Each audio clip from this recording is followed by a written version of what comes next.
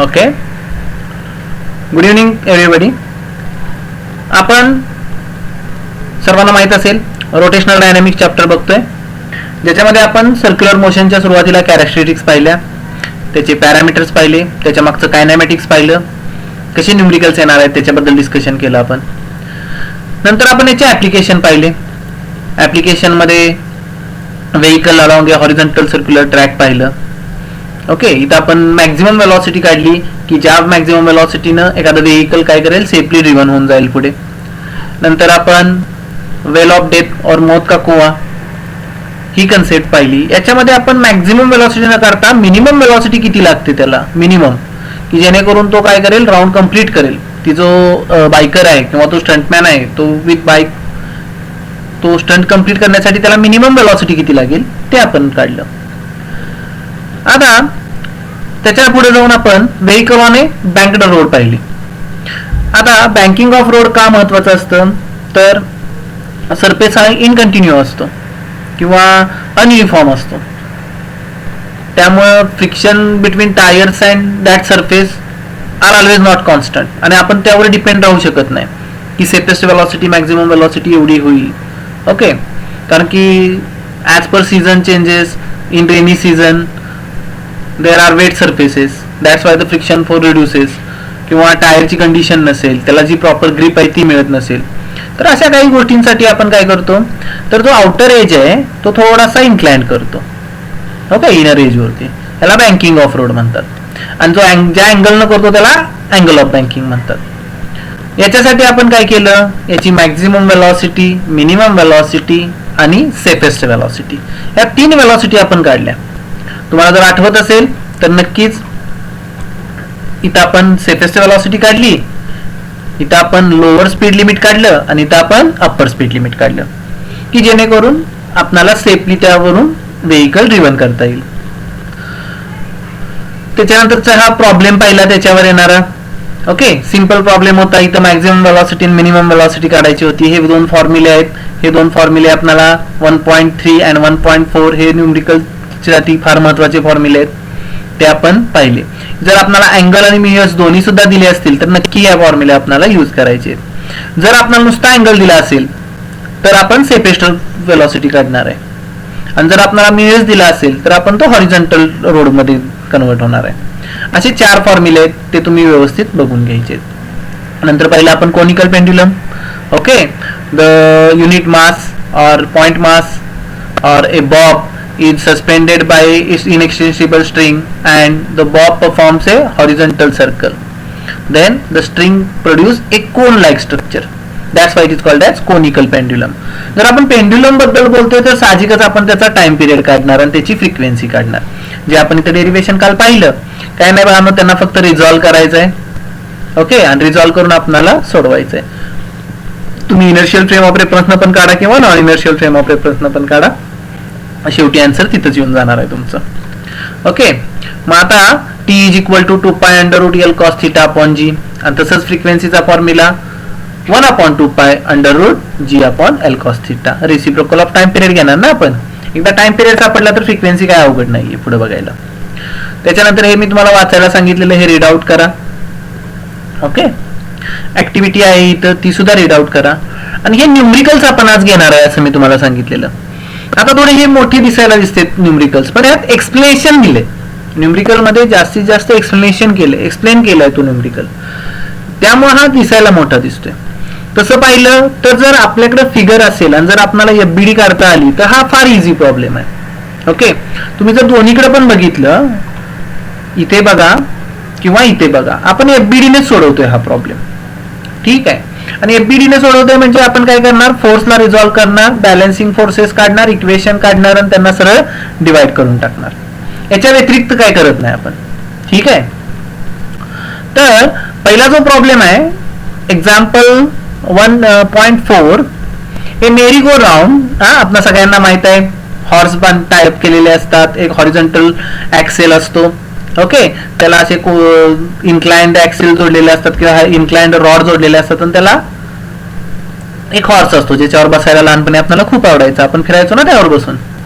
ठीक आहे, मग हा फिरताना हॉरिझॉन्टल सर्कल मध्ये फिरतो. ओके, हॉरिझॉन्टल सर्कल मध्ये फिरतो. आपल्याला याचं काय काढायला सांगितलंय, calculate the frequency of revolution of merry go round. म्हणजे आपल्याला फ्रिक्वेन्सी काढायची. हा एवढा मोठा जो प्रॉब्लेम आहे तो प्रॉब्लेम आपल्याला एक्सप्लेन करण्यासाठी हे एवढे वर्डिंग वगैरे वापरले. ओके, आणि हा एकदम सिंपल मध्ये आपल्याला काय काढायची आहे, त्याची फ्रिक्वेन्सी काढायची आहे. तर आपण स्टार्ट करूया.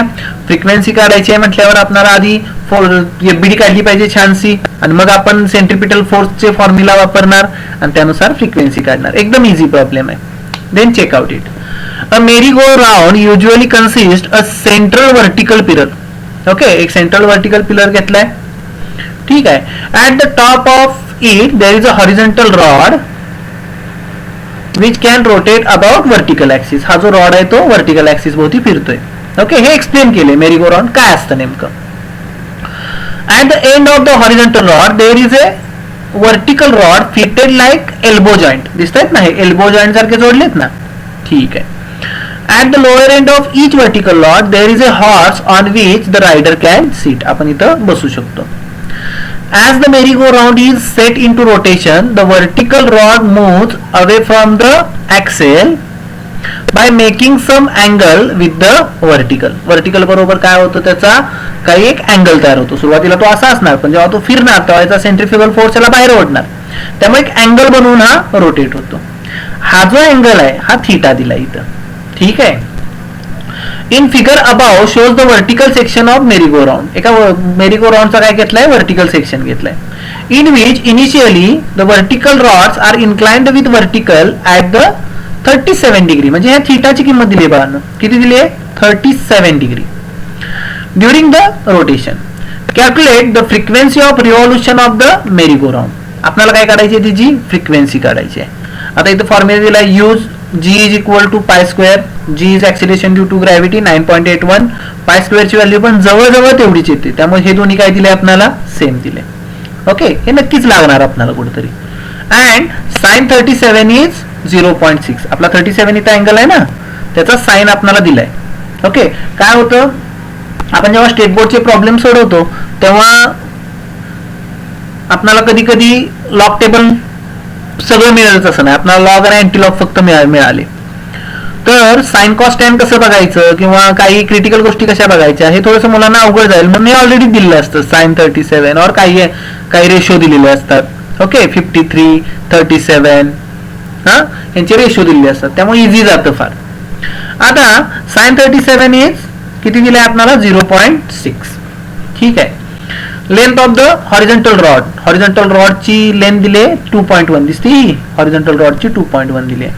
Length of initially vertical rod. Okay, हा जो वर्टिकल रॉड आहे याची लेंथ दिली 1.5 मीटर. ओके, आणि अँगल दिलाय 37 डिग्री. हे गिवन झाले आपले. ओके, सुरुवातीला आपण कायम गिवन लिहितो. गिवन सापडले आपल्याला हा हॉरिझॉन्टल डिस्टन्स मिळालाय, हा डिस्टन्स मिळालाय वर्टिकल वाला. ओके, तो व्ही ने दाखवला इथं.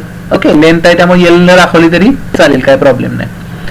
The radius of horizontal circular motion of the rider is. आता हा जो रायडर आहे तो हा सर्क्युल कंप्लीट करतोय. Okay, this orbit on which the rider is revolving.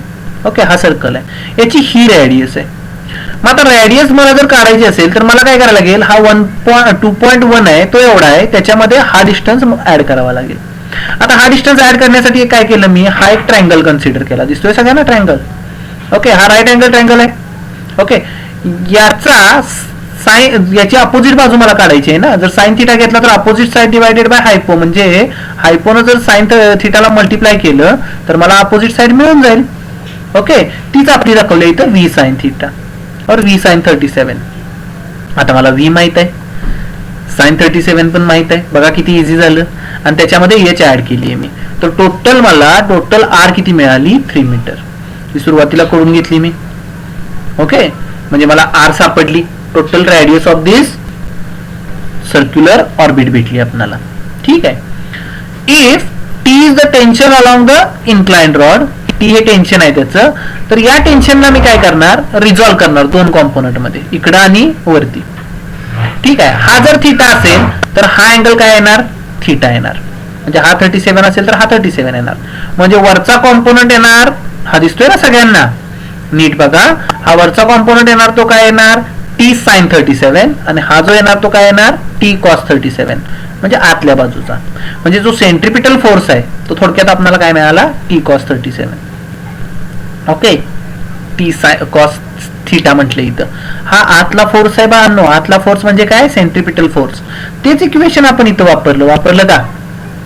ठीक आहे, म्हणजे मला काय मिळालं, सॉरी हा जो आहे तो कॉस येणार, हा साइन येणार. ठीक आहे, आता हा जर कॉस आला आणि हा साइन आला, मग आता कॉसला कोण बॅलन्स करतंय एमजी, एमजी बॅलन्स करतोय खाली. बघा इथे इक्वेशन दिले T cos theta is equal to MG आणि आत जो ढकलणार आहे तो कोणता आहे टी साइन थिटा आहे. ओके, हा अँगल ना हा अँगल इथे येणार ना by the geometry alternate angle, त्यामुळे इकडे येणार T sine theta. T sine theta is equal to M R omega square. ठीक आहे, जर आपण ओमेगाचा फॉर्म्युला टाकला 2 पाय एन तर मला फॉर्म्युला काय मिळाला 4 pi square M R N square. ओमेगाचा फॉर्म्युला टाकला मी 2 पाय एन तर सगळ्यांचा स्क्वेअर होणार, 2 चा स्क्वेअर 4 पाय स्क्वेअर आणि एन स्क्वेअर. ठीक आहे, म्हणजे T sine theta is equal to 4 pi square M R N square. जर मी इक्वेशन 2 ला इक्वेशन 1 ने डिवाइड केलं तर टी ला टी कॅन्सल होणार, sine theta upon cos theta काय मिळालं मला टॅन थिटा. समजतंय सगळ्यांना, sine theta upon cos theta काय मिळणार टॅन थिटा. आणि हा तर फॉर्म्युला माहितच आहे तुम्हाला 4 pi square M R N square upon काय येणार बा एम जी. एम ला एम काय होणार कॅन्सल, म्हणजे काय फॉर्म्युला मिळाला 4 pi square R N square upon G. आता इथं जर आपण बघितलं तर G is equal to pi square दिलाय, म्हणजे हा जी आणि हा पाय स्क्वेअर सेम आहे. हे पण दोन्ही एकामेकाला काय करून टाकू कट करून टाकू. म्हणजे मला फॉर्म्युला मिळाला tan theta is equal to 4 R N square. Tan theta is equal to 4 R N square. मग मला काढायचा एन, म्हणजे मी काय करणार हा 4 आर टाकणार टॅनच्या खाली, म्हणजे डिवाइडला गेला तो. म्हणजे मला काय मिळालं N is equal to under root N स्क्वेअरचं स्क्वेअर रूट काढणार आपण, N is equal to tan theta upon 4 R. Tan theta upon 4 R. आता टॅन थिटा म्हणजे आपला कोण आहे 37, टॅन 37 अपॉन 4 आर. ठीक आहे, आर तर आपल्याला मिळालाय 3. ओके, आर किती मिळालाय आपल्याला 3 मिळालाय. सॉरी, हा किती मिळालाय 3 मिळालाय. मग ह्या 3 ने याला मल्टिप्लाय करायचं, नंतर हे सॉल्व करायचं, टॅन 37 आपण काढू शकतो. आणि हे जर मी सगळं सोडवलं तर माझा आन्सर किती येतंय 1/4 रिव्हॉल्युशन पर सेकंड. 1/4 किंवा 0.5 रिव्हॉल्युशन पर सेकंड. आता तुम्ही म्हणाल सर हे डायरेक्ट सोडवलंय त्यांनी, तर आपण किमती टाकून पण सोडवू शकतो, असं काय अवघड नाही बाळांनो. आपण काय करणार टॅन थिटाची व्हॅल्यू काढणार टॅन 37 ची, 3 ची किंमत इथे टाकणार, 3 × 4 करणार आणि नंतर मग ते लॉग टेबलने आपण आरामात सोडवू शकतो. ठीक आहे, कळला प्रॉब्लेम. हा मोठाच्या मोठा प्रॉब्लेम दिसायला होता पण एकदम छोटा होता, काय प्रॉब्लेम. नेक्स्ट, आता एक दुसरा प्रॉब्लेम दिला. इथं काय सांगितलंय a semi vertical angle of conical section of A funnel is 37 degree. पुन्हा इथं अँगल 37 डिग्री दिलाय, पुन्हा अँगल किती दिलाय 37 दिलाय, म्हणजे थिटाची किंमत पुन्हा 37च आहे बाळांनो. There is a ball, small ball kept inside the funnel. On rotating the funnel, the maximum speed that the ball can have in the order of remain in the fuel is 2 metre per second. म्हणजे तो जर मी funnel जोरात हलवला तर तो आतला ball horizontal circle perform करणार आणि त्याची मॅक्झिमम वेलॉसिटी त्या फनेल मध्ये राहण्यासाठीची 2 मीटर पर सेकंड आहे. कारण की जसं जसं मी स्पीड वाढवेल तसं तसं हा बाहेर जात जाणार. ओके, मॅक्झिमम स्पीड किती आहे त्याचं 2 मीटर पर सेकंड. त्याच्यापेक्षा वाढवलं तर तो बाहेर फेकला जातोय. ओके, आपण जसं बघितलं होतं की जर वेलॉसिटी वाढली वेलॉसिटी वाढली तर व्हेकल वर जसा जात होता ना म्हणून फ्रिक्शन फोर्स खाली ओढत होता, तसा हा बॉल पण काय होणार बा वर जाणार वेलॉसिटी वाढल्यावर. मग त्याचं मॅक्झिमम स्पीड किती दिलंय 2 मीटर पर सेकंड. ठीक आहे, calculate the inner radius of the brim. मला त्याची काय काढायची इनर रेडियस काढायची, म्हणजे आर काढायचंय थोडक्यात त्यानं सर्क्युलर मोशन परफॉर्म केल्यावर of the funnel. Is there is a limit upon the frequency of rotation. Frequency of rotation वर काय त्याच्या लिमिट आहे का असं विचारलंय. How much is it lower or upper limit, give the logical reasoning. आपल्याला सांगितलंय की त्याच्या फ्रिक्वेन्सीवर काय आहे का लिमिट, आणि ते अप्पर असेल का लोअर असेल. साहजिकच बाळांनो लोअर असणार आहे, कारण की अप्पर लिमिटला आपण मी आधीच सांगितले 2 मीटर पर सेकंड वेलॉसिटी पेक्षा जर तो वाढला तर काय होणार आहे, तो बाहेर जाणार आहे, म्हणजे त्याचं लोअर लिमिट असणार आहे, ज्या मिनिमम रिव्हॉल्युशनला तो मूव्ह करेल. सहजासहजी कुठल्या पण रिव्हॉल्युशनला तो मूव्ह नाही करणार बाळांनो. ओके, कुठल्या पण वेलॉसिटीला तो मूव्ह करणार नाही, एका ठराविक वेलॉसिटीलाच तो मूव्ह करायला सुरुवात होणार आहे. ठीक आहे, मग त्याचं लोअर लिमिट असणार आहे साहजिकच. इथं दिसतंय पण आपल्याला लोअर लिमिटच काढले. बघूया पुढे जाऊन काय केलंय ते. use g is equal to 10 metre per second square and sine 37 is 0.6. पुन्हा तेच व्हॅल्यू दिल्यात सगळ्या. आता n sin theta is equal to mg. साहजिकच आता पुन्हा तेच केलंय बघा, ह्याला रिझॉल्व्ह केलंय. हा इथला पॉइंट आहे, ह्याला mg खाली ओढतंय. हा जर अँगल थीटा असेल तर इथं जर मी व्हर्टिकल मग काढली तर हा अँगल थीटा येणार, बरोबर आहे. ओके, म्हणजे हा n आहे तो रिझॉल्व्ह करायचा आहे मला. हा n काय करायचा आहे, रिझॉल्व्ह करायचा आहे. हा रिझॉल्व्ह n 2 कॉम्पोनंट मध्ये होणार, इकडं आणि इकडं, बरोबर. हा आणि असा आणि असा. हा n रिझॉल्व्ह झाला बाळांनो, परफेक्टली रिझॉल्व्ह झाला. म्हणजे हा जर अँगल थीटा पकडला तर हा येणार n cos थीटा आणि हा येणार काय n sin थीटा. म्हणजे mg ला कोण बॅलन्स करते, n sin थीटा, आणि आत ढकलणारा n cos थीटा म्हणजे कोण आहे, आपला सेंट्रिपिटल फोर्स. प्रत्येक वेळी आपण हेच फॉर्म्युले वापरतोय. n sin theta is equal to mg and n cos theta is equal to mv square upon r. समजते सगळ्यांना. हा जर अँगल थीटा असेल तर हा अँगल थीटा पकडतोय आपण आणि हा n आहे, बरोबर. जेवढं हे इकडे इन्क्लाइंड होणार तेवढाच हा इकडे इन्क्लाइंड होणार. नाहीतर हा जर सरळ असता तर हा हॉरिझॉन्टललाच असता ना. हा जर व्हर्टिकल असेल तर याची नॉर्मल रिएक्शन हॉरिझॉन्टलला असणार, परपेंडिक्युलर म्हटल्यावर. जेवढा हा या साईडला बेंड झाला, थीटा डिग्रीने बेंड झाला ना, तेवढाच नॉर्मल रिएक्शन वरती जाणार. म्हणजे हा थीटा आणि हा थीटा का आला ह्याच्यासाठी काय कन्फ्युजन व्हायची गरज नाही आपल्याला. समजते का सगळ्यांना. जेवढा हा इकडे इन्क्लाइन झाला तेवढीच नॉर्मल रिएक्शन वर जाणार, म्हणून आपण हा थीटा पकडला. ठीक आहे. आता n sin theta is equal to mg आला, बॅलन्सिंग फोर्स आहे, आणि n cos theta is equal to mv square upon r. ठीक आहे. सिम्पली दोघांना डिवाइड केलं, n ला n काय झाला cancel. tan theta is equal to rg upon v square, और r इज इक्वल टू, मला रेडियस काढायची आहे ना त्याची, r is equal to v square tan theta upon g. आता यातलं काय माहित नाही आपल्याला, सगळंच माहित आहे बाळांनो. आपल्याला r max काढायची आहे, तर v max चा स्क्वेअर tan थीटा g घेणार आहे. v max आपल्याला दिलाय 2 metre per second and g ची किंमत दिली आहे आपल्याला 10. ओके, आणि थीटाची 37 आहे. tan थीटा करून मी सोडवू शकतो ते आरामात. म्हणजे माझा आन्सर आला इथं 0.3 मीटर r max मिळाली बाळांनो. आता v इज इक्वल टू काय, r ओमेगा. हे माहित आहे आपल्या सगळ्यांना. v इज इक्वल टू काय, r ओमेगा. मग ओमेगाची किंमत टाकली तर 2 पाय n, म्हणजे फॉर्म्युला काय मिळाला, v इज इक्वल टू 2 पाय rn. ओके, जर v 0 असेल तर ही n सुद्धा काय येणार, 0 येणार. हे बघा, if we go for the lower limit of the speed while rotating, v becomes 0, r becomes 0. r becomes 0 होते. But the frequency n increases. Hence the specific upper limit is not possible in this case of frequency. बघा, मी मागाशी सांगितलं तुम्हाला, आपल्याला 2 maximum velocity दिली आहे, तेव्हा upper limit इथं आपण काढू शकत नाही. आपण काढलं तर काय काढणार आहे, लोअर लिमिट काढणार आहे. Thus the practical limit on the frequency of rotation is the lower limit. It is possible when r becomes r max. जेव्हा r max असेल तेव्हा त्याचं काय होणार आहे, लोअर लिमिट काढणार आहे आपण, नंबर ऑफ रिव्हॉल्युशनचं लोअर लिमिट. मग लोअर लिमिट काय येतंय, n is equal to minimum which is equal to v max upon 2 pi r max. आता मी ह्यातलं काय माहित नाही, मला सगळं सर माहित आहे. ओके, मला r max मी काढलाय, v max मला दिलाय, ह्या व्हॅल्यूज सगळ्या टाकून द्यायच्या इथं. v max आपला आहे, इथं r max आहे. ह्यांना सगळ्यांना काय करायचं, कॅल्क्युलेट करून टाकायचं. म्हणजे आन्सर किती येत आहे, 1 अपॉन 0.3 पाय. आता 0.3 पायची किंमत 3.14 ना.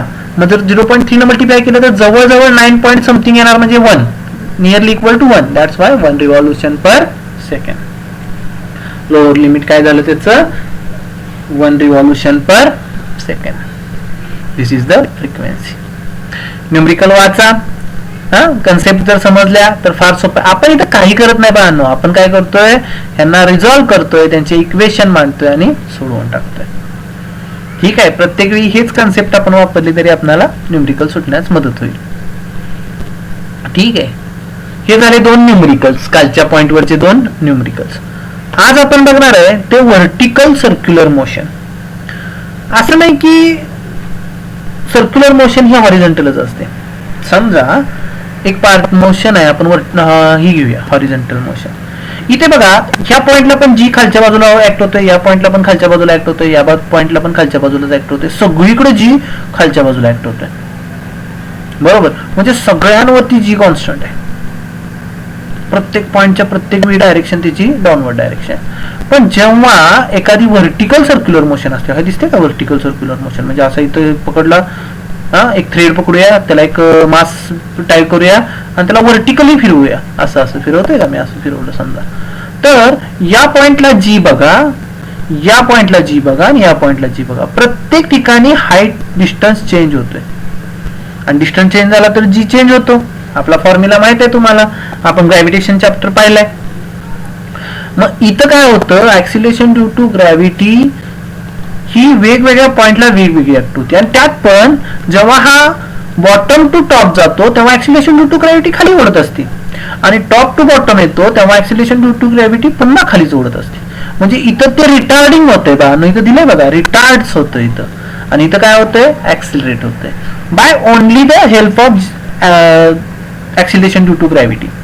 ऍक्च्युली दोन प्रकारच्या मोशन आहेत ना व्हर्टिकल मोशन. एक म्हणजे तुम्ही जर समजा एखादा हे आहे, काय म्हणतो आपण त्याला, आकाश पाळणा म्हणतो मराठीत सांगायचं झालं तर, खूप मोठा असतो, त्याला आपण इलेक्ट्रिक मोटर्सनी वर्कआउट करतो. ती कंट्रोल्ड व्हर्टिकल सर्क्युलर मोशन आहे बघा. त्याला कंट्रोल असतं, त्याला कंटिन्यू एक फोर्स लागत असतो थांबवण्यासाठी सुद्धा आणि ऍक्सिलेट करण्यासाठी सुद्धा. तिथं फक्त ग्रॅव्हिटेशनल फोर्स एवढा इफेक्ट करत नाही, तिथं ऑलरेडी एक एक्सटर्नल फोर्स अप्लाय होतो. पण एक दुसरी मोशन असती ती प्युअरली ग्रॅव्हिटीवर अवलंबून असते. फॉर एक्झाम्पल एखादं युनिट मास आपण एखाद्या थ्रेडला अटॅच केलं, टाय केलं, आणि जर मी व्हर्टिकली फिरवलं, मी हातात धरून फिरवतोय, व्हर्टिकली फिरवलं, तर याच्यावर जे ऍक्ट होतं ते प्युअरली ग्रॅव्हिटीचा फोर्स ऍक्ट होतो. इथं आपण दुसरा फोर्स कुठला लावत नाही. सुरुवातीलाच जो बॉटम पोझिशनला जो मी फोर्स अप्लाय करीन तेवढाच, तिथून पुढे हा टोटली चालतो, तो कशावर चालतो, ग्रॅव्हिटीच्या फोर्सवर चालतो. तर अशा मोशनचा आपल्याला अभ्यास करायचा आहे. तुम्ही जर हे दोन पॅराग्राफ वाचले तर तुमच्या लक्षात येईल.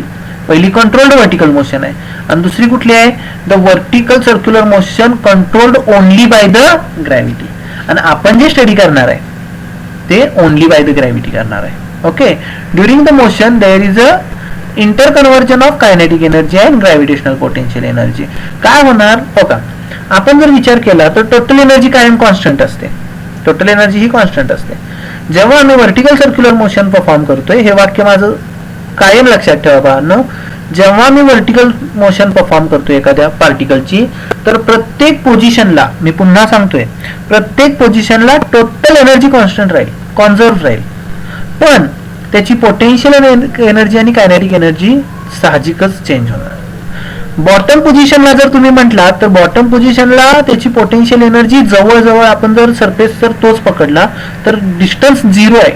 आणि जो आपला फॉर्म्युला असतो पोटेन्शियल एनर्जीचा mgh, याच्यात 0 झाली ना तुमची. म्हणजे बॉटम पोझिशनला त्याला सगळीच्या सगळी एनर्जी ती असणार आहे, ती कुठली पकडणार आपण, कायनेटिक एनर्जी पकडणार. ओके, जर असं आपण लॉजिकली विचार केला तर.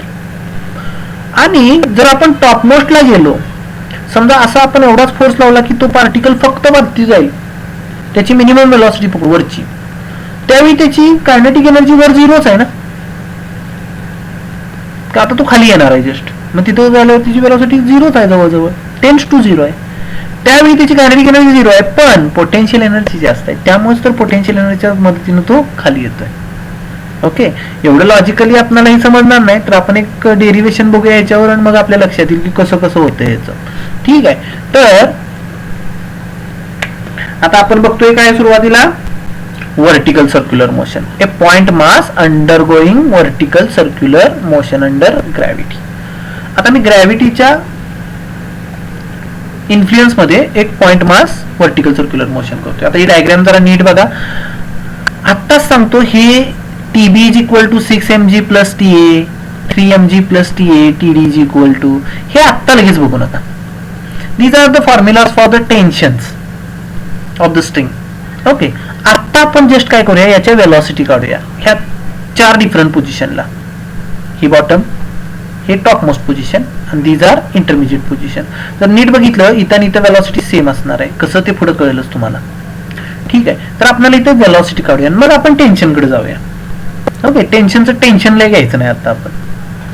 ठीक, तर the figure 1.10 shows the bob is tied to a practically massless, inextensible, flexible string. Okay, तर आपण काय म्हणतो, it is wheeled along a vertical circle so that the bob performs the vertical circular motion and string rotate in a vertical plane. बघा पुन्हा सांगतोय, string काय करतोय, vertical plain मध्ये फिरतोय. At any position of the bob there is only 2 forces acting on the body. किंवा बॉबवर 2च force act होतात बाहेर. कुठला, एक mg फोर्स आणि एक टेन्शन त्या स्ट्रिंग मधलं. आता स्ट्रिंग मधलं टेन्शन कुठल्या पोझिशनला कुठं असणार हे आपल्याला चांगलं माहित आहे, बरोबर. त्यासाठी आपल्या अलग पांडे सरांचा छाता रोल वापरायचा. आपण काय केलं, जर इथं मला टेन्शन काढायचं तर मी इथं बसणार आणि छत्री उघडणार. कुठं जाणार टेन्शन, वरती. इथं काढायचं असेल तर इथं बसणार आणि स्ट्रिंग अलॉंग मी छत्री उघडणार. कुठं जाणार ते, या डायरेक्शनला. इथं जर काढायचं असेल तर इथं बसणार मी आणि छत्री उघडणार कुठल्या डायरेक्शनला, अलॉंग द स्ट्रिंग. आलं का इकडं. म्हणजे इथं आपण कुठंही बसलो आणि जर मी टेन्शनची डायरेक्शन मला शोधायची असेल तर ती इझिली सापडते. ठीक आहे, आता तेच सांगितलं, इथं वेट वगैरे सगळं रीड आउट करत बसत नाही.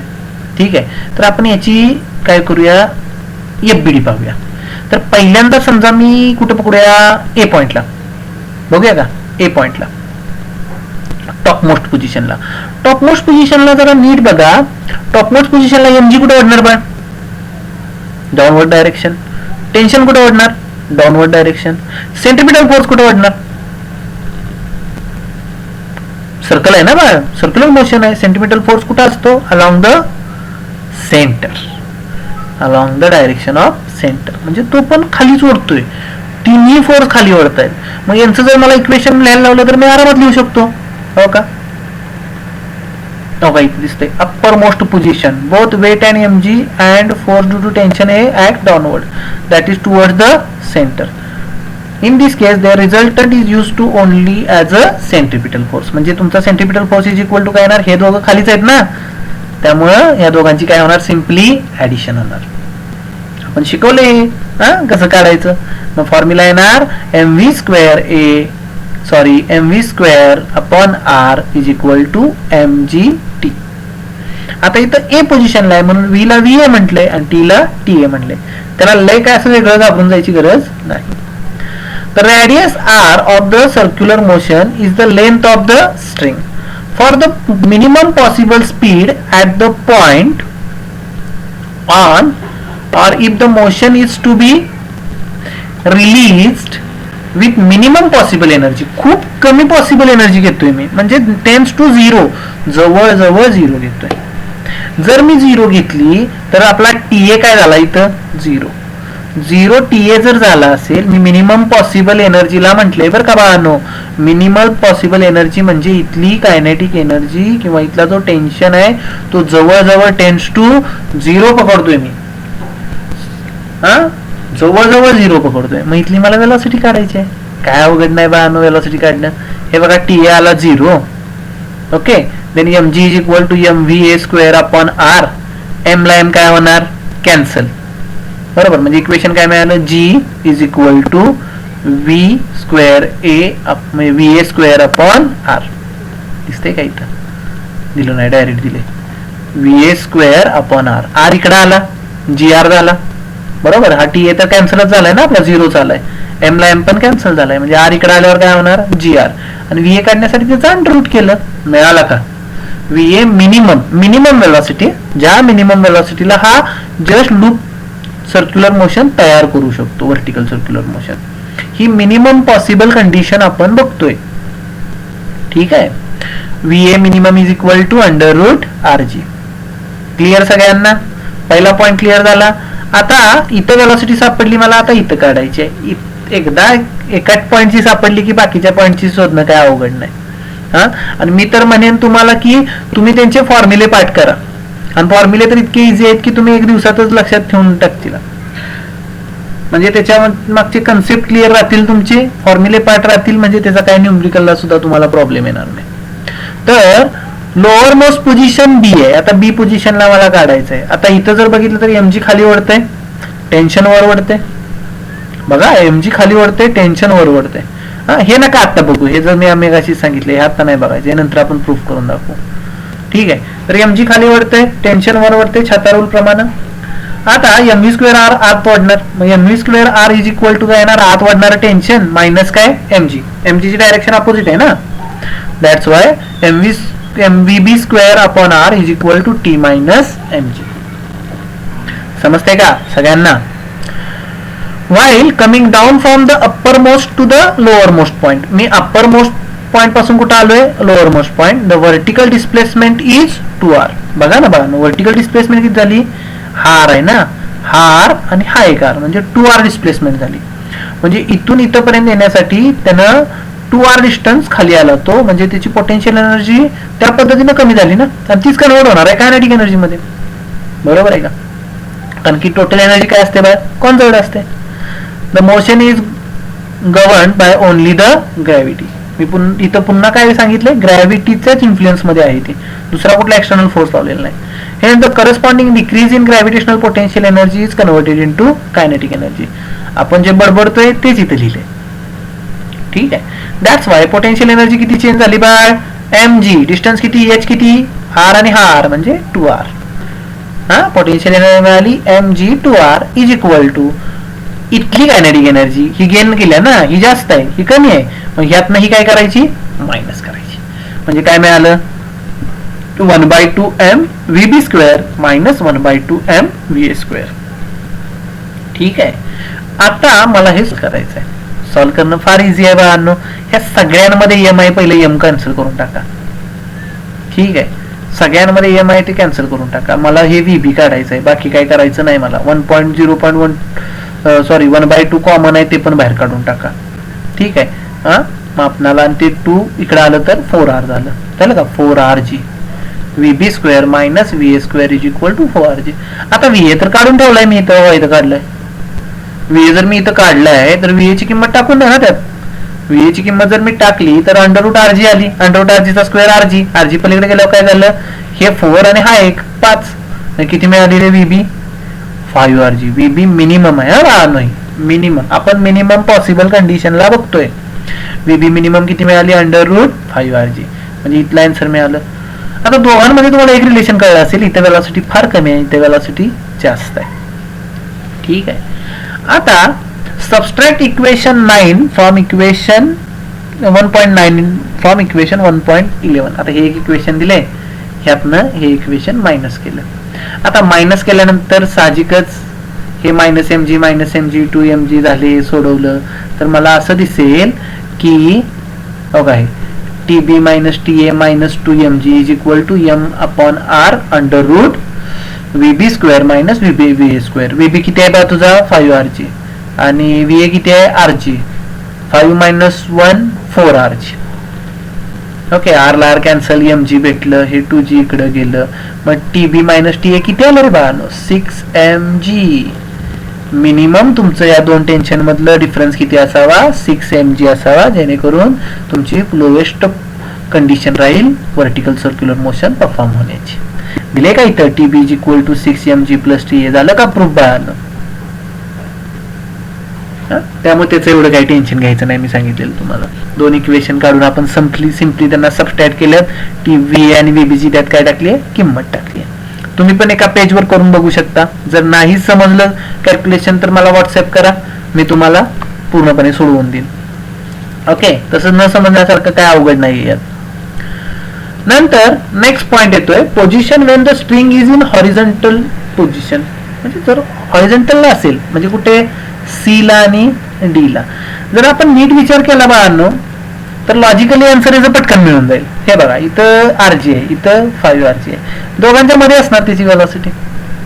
बरोबर, इथं असताना, कारण की तो बॉटमला पण नाही आणि टॉपला पण नाही, दोघांच्या मध्ये असणार, आणि त्याचा आन्सर आपल्याला काढायचा आहे. तर त्याचा आन्सर काढण्यासाठी बघा कसं केलंय, force due to tension is the only force towards the centre as the weight mg is perpendicular to the tension. बघा तुम्ही इथं इथं जर आपण याची एफबीडी काढली, हा इथं आहे ना पॉइंट मास, ह्याचं एमजी खाली ओढतंय, हे आत ओढतंय, बरोबर. आत वाढणारा फोर्स हा नुसता टेन्शन आहे बाळांनो. हे काय आहे, नुसतं तुमचं टेन्शन आहे त्या बॉडीचं.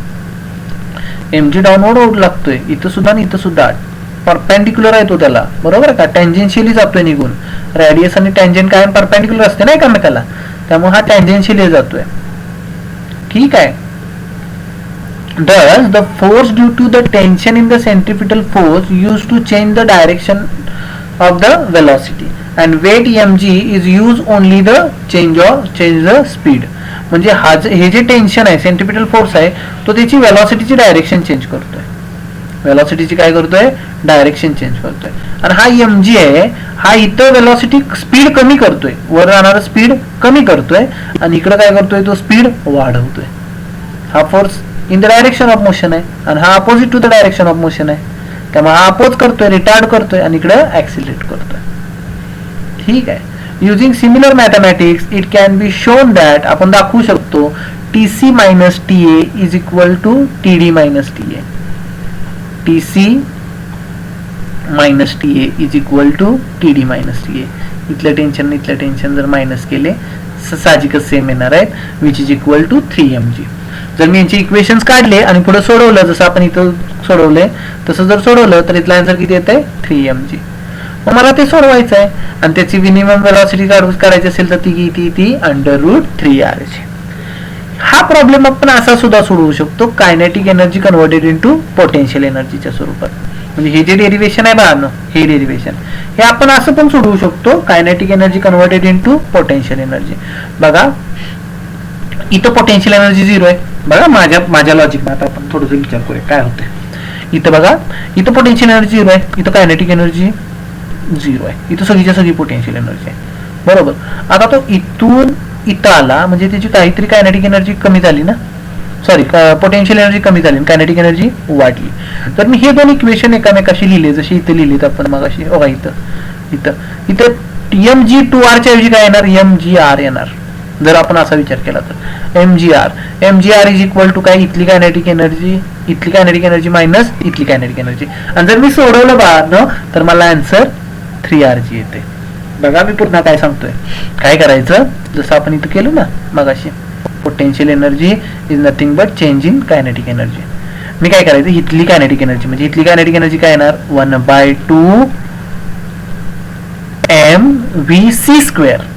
vb च्या ऐवजी काय म्हणूया, vc², आणि इथं काय येणार 1/2 mva² is equal to mg2r. येणार का इथं, नाही. तर इथं किती येणार, एकच आहे ना डिस्टन्स, rच आहे, त्यामुळे इथं डिस्टन्स काय येणार, mgr. जर mgr घेऊन मी हे सोडवलं तर तुम्ही सोडवून बघा बाळांनो, तुम्हाला नक्की आन्सर मिळून जाईल √3rg. म्हणजे ते पण एकदम सॉल्विंगला सोपं आहे. म्हणून तर त्यांनी ते न सोडवून देता काय सांगितलंय, युजिंग सिमिलर मॅथमॅटिक्स, सेम वरच्या सारखं करायचंय. ओके, फक्त इथं 2r च्या ऐवजी r घ्यायचं आहे. नक्की सगळ्यांनी सोडवा. नाही सुटलं, नाहीच काही समजलं तर लास्ट पर्याय तुम्ही व्हॉट्सअप करा, सर अजिबात समजत नाही म्हणून. Point number 3, position Wien string is horizontal at C or D, मी तुम्हाला सोडवून देईल. ठीक आहे. आता कुठल्या पण एखाद्या आर्बिटरी पोझिशनला, म्हणजे काय इथं पकडा दिसते नाही, हा इथं पकडा, हे फार मजेशीर आहे बरं त्या बाळांना. हा अँगल अल्फा आहे, बरोबर. हा इथं अँगल हा 0 असणार आहे, बॉटम पोझिशनला अल्फा 0 असणार आहे, इथं तो अल्फा तयार झालाय. किंवा हा बीटा इथं 0 असणार आहे, इथं बीटा तयार झालाय. लक्षात येते. तर हा जो अल्फा आहे त्यामुळे हा mg दोन कॉम्पोनंट मध्ये रिझॉल्व्ह होणार, mg cos θ आणि mg sin θ. इथं अल्फा म्हणले म्हणून mg cos अल्फा आणि mg sin अल्फा. आता ह्या टेन्शनला हा mg cos अल्फा अपोज करतोय. इथं सुद्धा मी इक्वेशन लिहू शकतो बाळांनो यांच्या आरामात, समजतंय.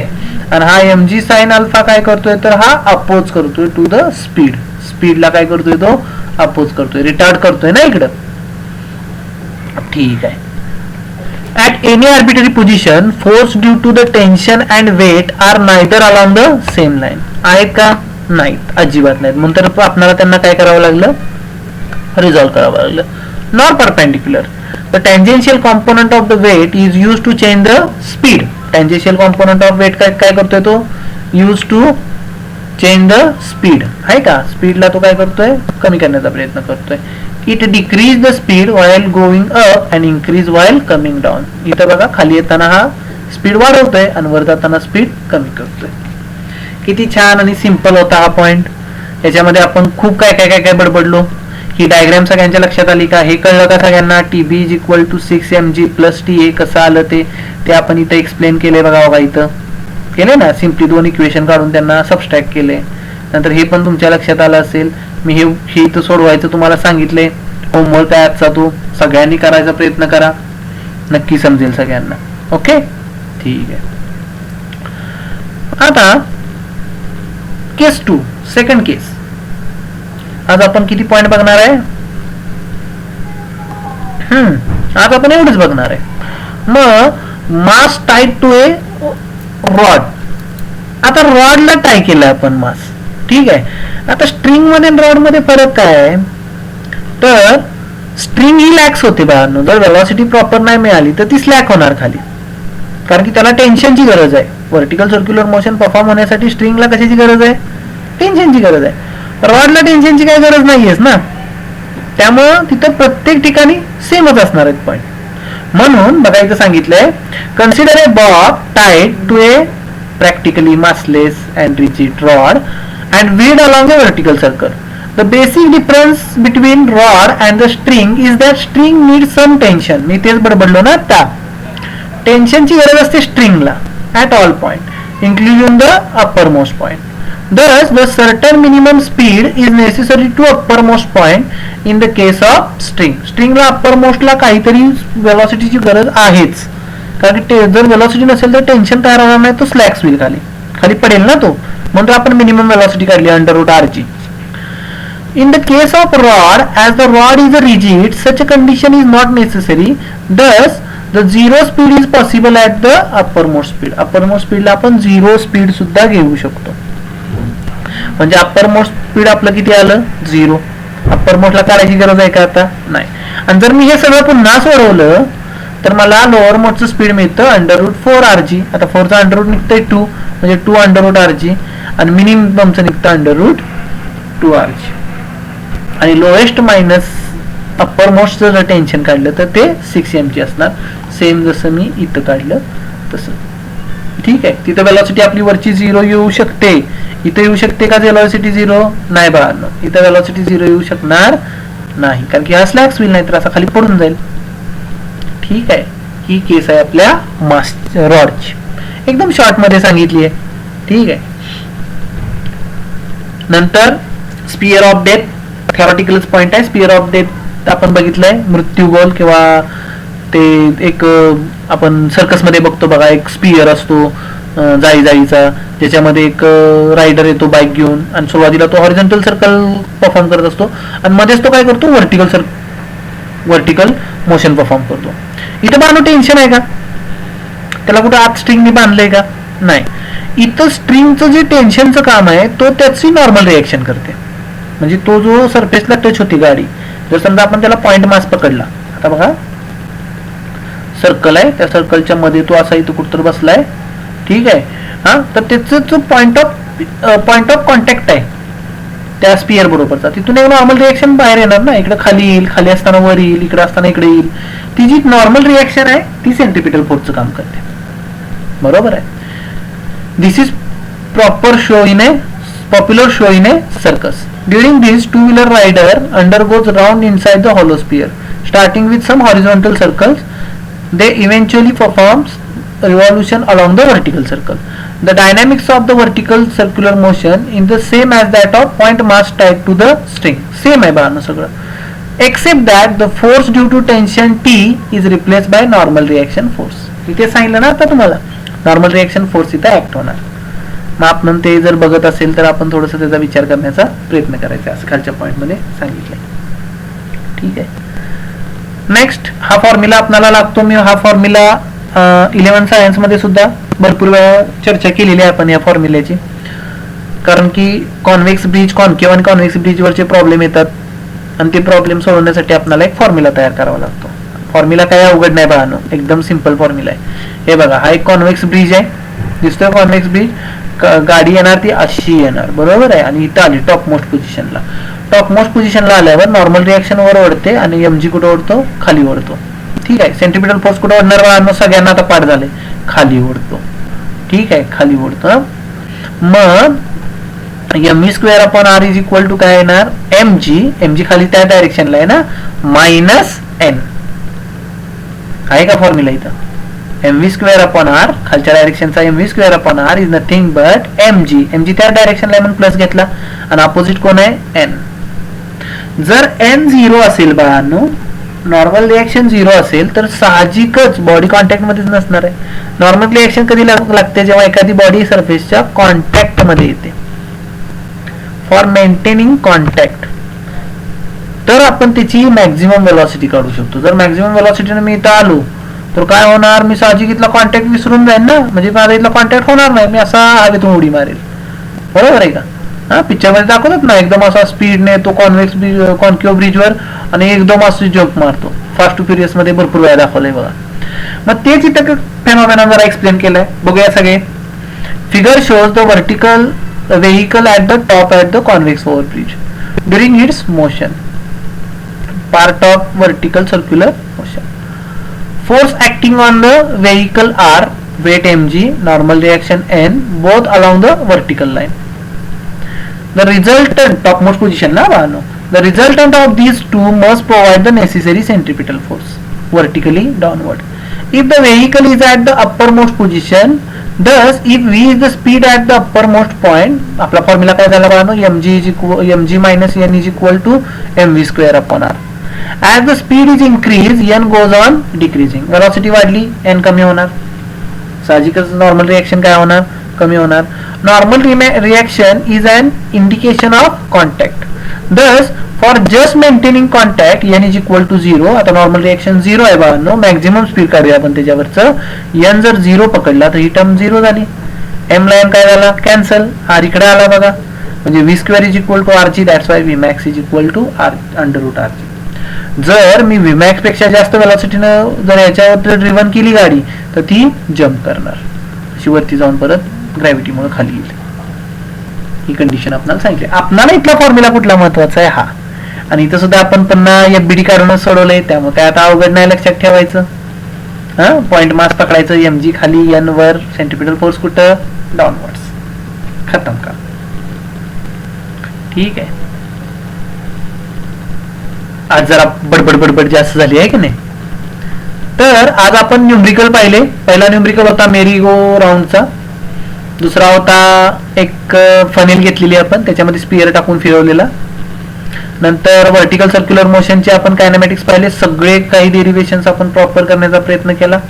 मी तुम्हाला एक छोटासा होमवर्क दिलेला आहे इथला, सी पोझिशनचा. इथे मी तुम्हाला सांगितलंय काय करायचं. हा, इथली कायनेटिक एनर्जी मायनस इथली kinetic energy is equal to potential energy, हे मला सोडवून दाखवायचं आहे सर्वांनी. त्याच्यानंतर आपण हे थोडेसे थेरॉटिकल पार्ट बघितले, 2 mass tied to the rod. Okay, तिथं 0 वेलॉसिटी पॉसिबल असते टॉप मोस्टला. स्पिअर ऑफ डेथ, सर्कस मध्ये गेलो थोडंसं बघायला. त्याच्यानंतर vehicle at the top of convex over bridge, इथं आपण हे इक्वेशन बघितलं. असं आपण कॉन्केव्हचं सुद्धा काढू शकतो बरं का बाळांनो. कॉन्केव्हला फक्त काय होणार, नॉर्मल रिएक्शन वर एमजी खाली तुमचं तुम्ही सोडवायचं. हा, MV square upon R is equal to काय येणार, एन मायनस एमजी, मी नाही सांगणार. ओके, आता इथे एक प्रॉब्लेम आहे, आज रीड आउट करा. जर नाही सुटला तर नक्की व्हॉट्सअप करा, मी तुम्हाला सोडवून देईन. उद्या मी घेणारच आहे. सुरुवात आपण ह्याच प्रॉब्लेम पासून करायचे. हा प्रॉब्लेम सोडवून टाकायचा आणि मग आपण जायचं moment of inertia as an analogous to quantity for mass.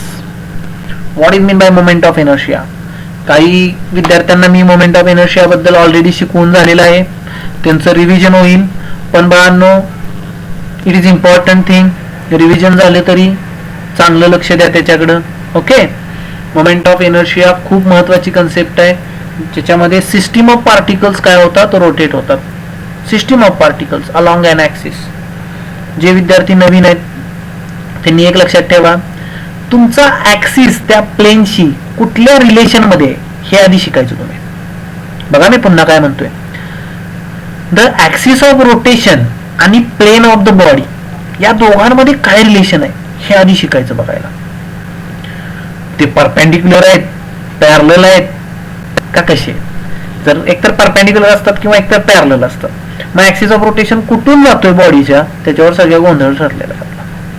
Moment of inertia अतिशय सोपा कन्सेप्ट आहे, जो खूप सारे प्रॉब्लेम सॉल्व्ह करायला मदत करतो आणि खूप इझिली अंडरस्टँड होतो. ठीक आहे. मग आपण मोमेंट ऑफ इनर्शिया पाहायचा आणि त्याचे ऍप्लिकेशन्स पाहिजे. मग आपल्याला 5 बॉडी दिलेत. हा 5च दिलेत काय यावेळी पण किती दिलेत. पहिलं काय केलंय, रिंग आली का, रिंग बघा. हे मागच्या जे डेरिव्हेशन दिले नव्हते, यावेळी डेरिव्हेशन दिलेत. आपण हे डेरिव्हेशन ऍक्च्युअली लिहून देतो मुलांना काय. ठीक आहे. काही विद्यार्थ्यांच्या नोटबुक मध्ये असतील. ठीक आहे, ते पण चेक करा. नंतर theorem of parallel axis, perpendicular axis वापरून मग बाकीच्यांची काढायची असतील. ओके. रोलिंग बॉडी वगैरे दिले. हा हे दिलेत बघा. हे काय सापडली की आपल्याला सगळे. रिंग आहे. हा रिंग आहे, त्याचं परपेंडिक्युलर एकदा आहे, पॅरलल एकदा आहे, परत काय अॅन्युलर रिंग आहे. नंतर डिस्क आहे. दिसते का, आली का डिस्क बघा, आली solid disc, uniform disc. Okay. नंतर स्पियर आहे, रॉड आहे. आणि हे काय फॉर्म्युले आहेत, हे फॉर्म्युले फक्त रीड आउट करायचे. मग काय संपतोय चॅप्टर. चालेल. होप मी आज सांगितलेलं सगळ्यांना समजलं असेल.